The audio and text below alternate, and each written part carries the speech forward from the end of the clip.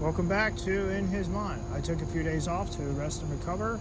This is, well, let's just say it's been a busy past couple of days. I have just finished a video here, and I have talked about it before, but not to that extent that this guy has done, which is, talk about the church with the focus on women.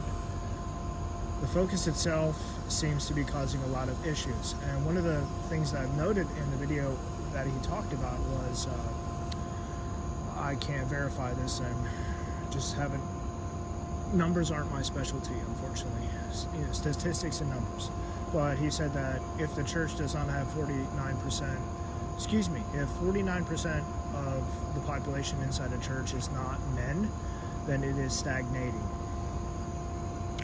so, or at least not growing. And that is something that has caught my eye because, well, that's pretty informative. To be able to improve a church, there's a lot that needs to happen. And to the point of the video here is,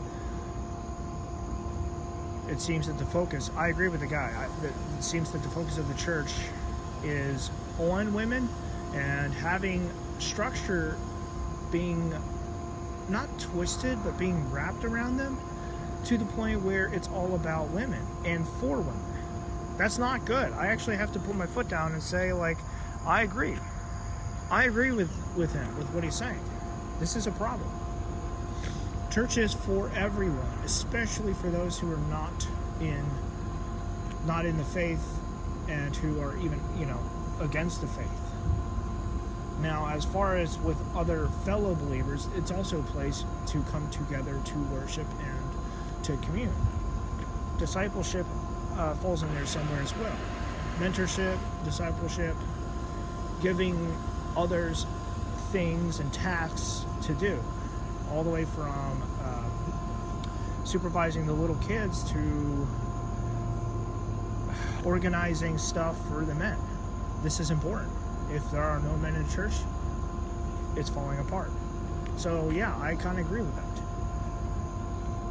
As much as I love women, I think I have to agree with him on a lot of what he said. This is a very real problem. And considering the fact that I and many other young men who I've talked to and have heard and listened to, and even older men, they have no place in the church. There is nothing for them to do. They feel isolated and abandoned by those at a church. And many feel that they are there just as a number. They're not viewed as an individual, they're viewed as a number. So the only thing that is seemingly to be important is how much they can donate and how much time do they put down as far as sitting there listening to the sermons and being a part of the worship and praise service. I hope you can see just how wrong and how incorrect that actually is. The believers are the church. The believers are the body of Christ. And without them, what's the point? What is the function? The building itself, it doesn't even matter. And in fact, many people have come together outside because they didn't have a building. Overseas in other countries, the beginnings of some of the churches, many of the churches around the U.S., they often didn't even have permanent buildings to attend. They just showed up at places that they rented out or were allowed to be at. Still,